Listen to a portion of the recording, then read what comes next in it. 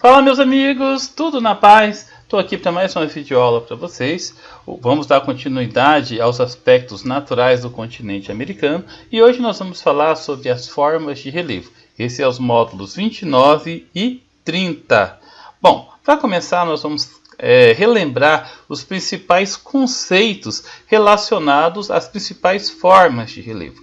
Os planaltos são áreas de intenso processo erosivo e que normalmente ficam entre 200 e 2.000 metros de altitude. As planícies são áreas aplainadas e de deposição de sedimentos. Normalmente ficam próximas do nível do mar e normalmente têm até 100 metros de altitude, podendo chegar até 200 metros. As depressões podem ser divididas em duas, as relativas e as absolutas. As relativas ficam acima do nível do mar, normalmente em áreas de planalto. Tem entre 200 e 500 metros de altitude e é uma área rebaixada em relação ao entorno. As absolutas ficam abaixo do nível médio dos mares. As montanhas são conhecidas como dobramentos modernos. São áreas geologicamente recentes e de grande altitude. Nesse esquema que eu estou mostrando aqui, pessoal, tem as principais formas de relevo conhecido. Eu não vou ficar lendo para vocês o conceito de cada um deles. Vocês podem estar parando o vídeo para poder ler, né?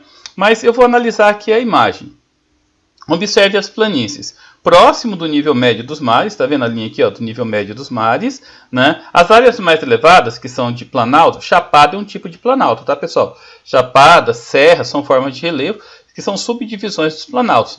Então, todo o processo erosivo nas partes mais elevadas desce para as regiões próximas do nível do mar, as regiões de planície, né? As montanhas e as depressões. Aqui, no caso, está mostrando a depressão absoluta, abaixo do nível do mar. Mas ela pode também ser relativa, ou seja, acima do nível médio dos mares.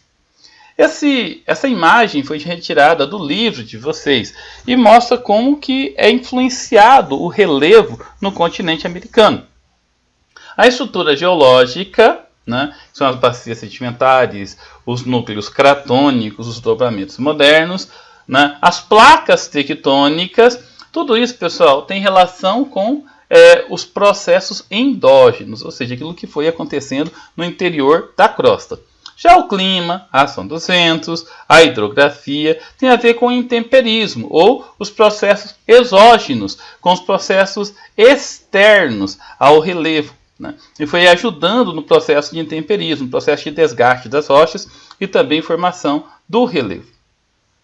A ação de todos esses fatores forma, modelam e desgastam o relevo de um local ao longo do tempo geológico. No continente americano, esse processo não é diferente, dando origem a uma diversidade geomorfológica que nós analisaremos daqui para frente. Em razão do continente americano estar espalhado por uma grande área do globo terrestre, seu relevo apresenta grande diversidade de formas e pode ser classificado em unidades estruturais, como as planícies, os planaltos e as montanhas, como nós já vimos. Em alguns lugares também as depressões. Aqui no Brasil nós temos várias depressões, né? Além da forma e da origem, também podemos classificar de acordo com o período de formação geológica. Se foi no pré-cambriano, se foi no terciário, se foi no mesozoico. Vamos começar estudando os escudos antigos. São também conhecidos como escudos cristalinos ou núcleos cratônicos. São relevos de formação muito antiga, aproximadamente 540 milhões de anos, e foi composto pelo resfriamento de lava vulcânica. Os escudos cristalinos, pessoal, fazem parte da estrutura geológica da Terra. Aqui está uma imagem da América do Sul e da região da América do Sul que tem escudos cristalinos. Nós temos aqui o escudo das Guianas e o escudo do Brasil Central e o escudo Atlântico, né? Também é chamado de maciço cristalino. O fato de ser muito antigo expôs a um longo processo de intemperismo e desgaste das rochas. Foi muito tempo formando o relevo. Vamos falar agora dos dobramentos modernos. São áreas de formação mais recentes. Surgiram há aproximadamente 65 milhões de anos, ou seja, no início do terciário. Na América, ocupa toda a extensão oeste. Olha só nessa imagem, ó, as montanhas rochosas, que começa ali no Canadá, pegando boa parte da costa oeste dos Estados Unidos. A Madre Sierra, né, que fica no México, e toda a extensão da cordilheira dos Andes na América do Sul.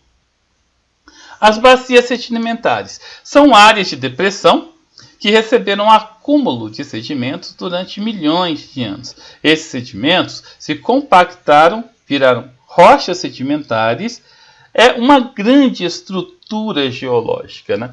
E compõe hoje cerca de 64% de todo o território brasileiro. É uma região que é rica em minerais energéticos, como carvão mineral e petróleo. Aqui nós temos imagens de relevo da América, áreas de dobramentos modernos, né, na Venezuela, Cordilheira dos Andes, ali no início da Venezuela, área de escudos cristalinos, né, em território brasileiro. As cadeias montanhosas ocidentais, ou as montanhas rochosas ali, ó, nos Estados Unidos, né? Essa formação moderna do relevo se estende desde a porção oeste dos Estados Unidos e do Canadá, indo do território da Colômbia Britânica Canadense até o estado do Novo México, nos Estados Unidos, com cerca de 4.800 quilômetros de extensão.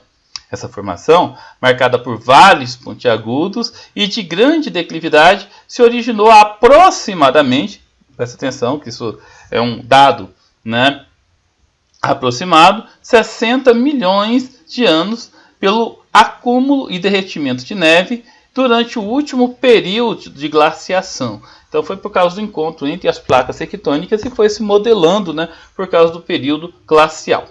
É que uma imagem do Monte Elbert, no Colorado, nos Estados Unidos, com 4.401 metros, é considerado o ponto mais elevado das montanhas rochosas. As montanhas mexicanas, pessoal, também aqui é um pequeno trecho que foi tirado do material de vocês, tá bom? Essa formação se estende pelo território mexicano e é considerado um prolongamento das montanhas rochosas nos Estados Unidos. Trata-se de um complexo de montanhas que rodeiam o Planalto do México, conhecido como Meseta Mexicana. A Sierra Madre, conforme avança para as áreas interiores, divide-se em 3 grandes cadeias. A Sierra Madre Oriental, que acompanha a costa pacífica do país, e a Sierra Madre Ocidental, que acompanha a área litorânea do Oceano Atlântico, e a Sierra Madre del Sul, que vai diminuindo sua altitude conforme avança para a região do Istmo da América. Aqui nós temos a imagem, né, que retrata bem essas cadeias de montanhas. Então, a oeste nós temos a Serra Madre Ocidental, a leste a Serra Madre Oriental, e a oeste, mas tendendo para o sul, ou seja, né, no sul do oeste, nós temos a Sierra Madre do Sul. Então são 3 cadeias de montanhas recentes, né, que estão margeando o Planalto do México.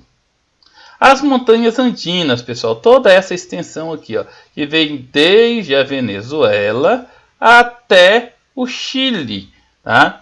A Cordilheira dos Andes é a maior cadeia de montanhas do mundo fora da Ásia, só perde mesmo para o Himalaia. Foi formada no Terciário há menos de 60 milhões de anos e é de formação recente. Recorta toda a costa oeste da América do Sul, desde a Venezuela até o sul do Chile, passando aí pela Colômbia, Equador, Bolívia, Peru, Chile, né, passa por por 6 países, né? Nessa região, pessoal, desenvolveu-se a população pré-colombiana dos Incas, né? E nessa região também tem bastante descendente dos Incas. A população andina é muito mestiçada com os indígenas. Aqui o Pico Aconcagua, em Mendoza, na Argentina, com 6.962 metros. É o ponto mais elevado de toda a América, né? Um dos mais elevados do mundo. Vamos falar agora do escudo canadense. O escudo canadense está localizado nas regiões central e norte do Canadá, abarcando praticamente metade de todo o território do Canadá. De formação pré-cambriana, essa área geológica é composta de relevo cristalino, bastante erodido, e em virtude das reorganizações geológicas mais recentes, apresenta uma série de quedas d'água, como as cataratas do Niágara, que vocês estão vendo aqui na imagem, né? Possibilita a exploração para energia elétrica e também para o turismo. Essa área é também bastante rica em recursos minerais, com jazidas de minerais metálicos como níquel, ouro, cobre. E o Canadá é um grande produtor de todos esses produtos metálicos, né? A hematita, que é o minério de ferro, a bauxita, o níquel, né? Então, ou seja, é muito importante para a exploração econômica. Vamos falar dos Montes Apalaches, toda essa região aqui na costa nordeste dos Estados Unidos que se estende até o Canadá, essa região próxima dos Grandes Lagos, onde teve início a população, né, a colonização, o povoamento dos Estados Unidos.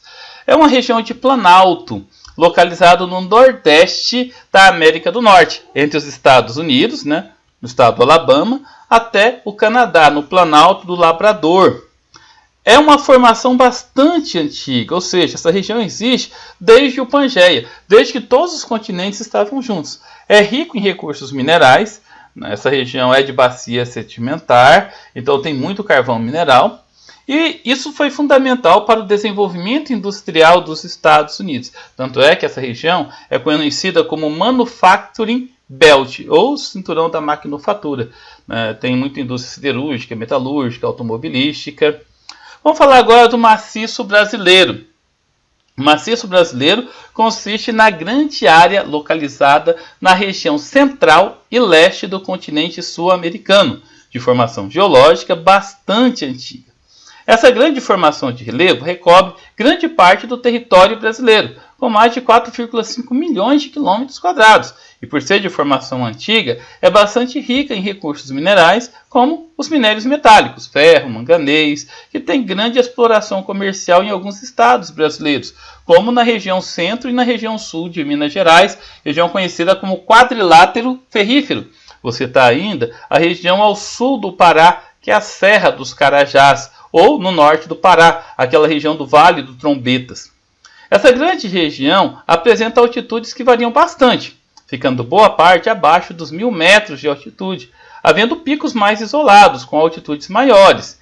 Nela há também grandes unidades de relevo tabulares, que são características da área central do Brasil, como as grandes chapadas. Aqui nós temos a imagem da Chapada dos Guimarães, vizinho da gente aqui, né? Próximo de Primavera do Leste.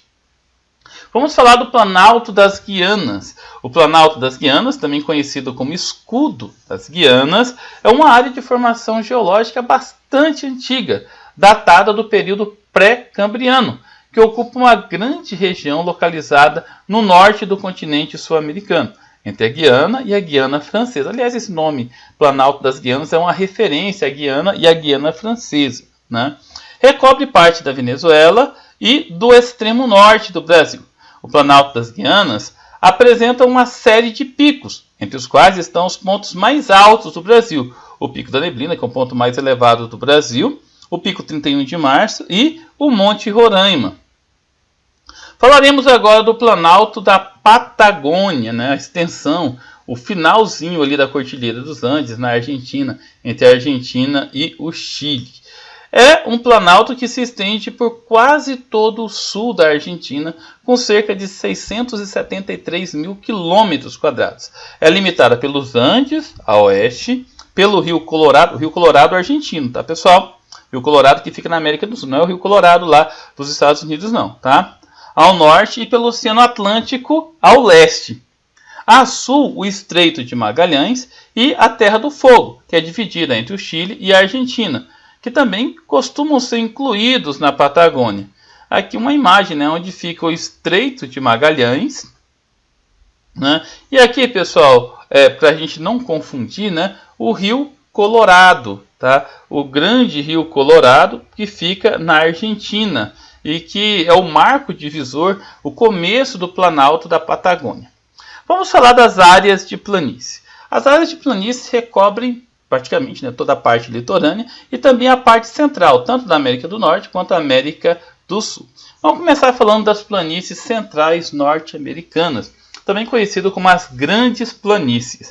As planícies centrais são uma grande faixa localizada a leste das Montanhas Rochosas e a oeste dos Montes Apalaches, que abarcam parte do território do Canadá e dos Estados Unidos e formam uma área de aproximadamente 1.300.000 km². É grande pra caramba, pessoal.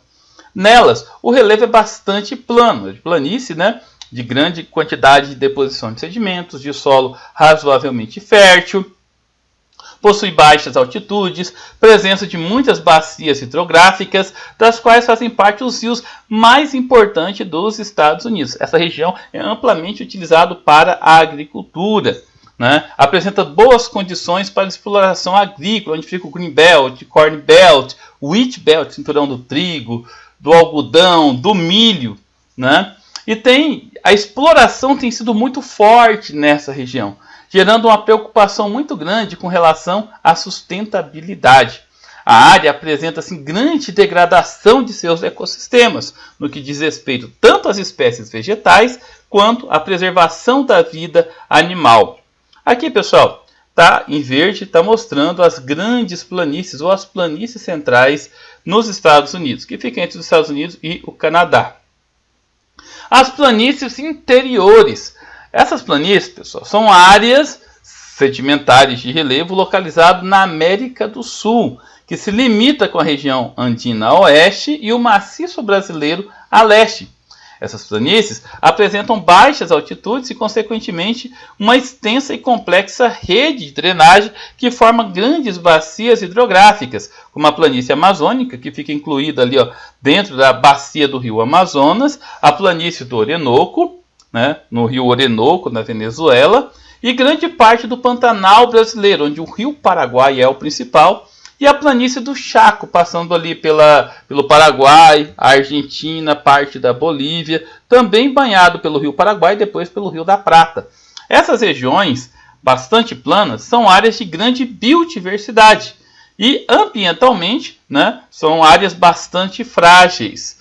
Aqui, pessoal, nós temos um mapa que mostra as regiões de planície, no centro do Brasil, próxima região do Amazonas, na Venezuela, próxima região do Orinoco, né? E aqui mostra também, olha só, a região da planície platina, o entorno ao Pantanal, a planície amazônica, a planície do Orinoco, na Venezuela. E aqui imagens, né, do Pantanal Mato Grossense, a maior planície alagável do mundo e que fica na América do Sul. Pessoal, é isso aí, né? Foi uma aula um pouco mais extensa do que o de costume, mas eu tentei explicar de maneira bastante clara. Vocês podem estar voltando o vídeo várias vezes para estar reassistindo. E se não entendeu, pessoal, pode perguntar, deixa nos comentários, perguntem em sala de aula. Eu estou sempre à disposição para tirar a dúvida de vocês. Não esqueça de fazer o resumo e de fazer as atividades dos módulos, ok? Fiquem com Deus e até a próxima.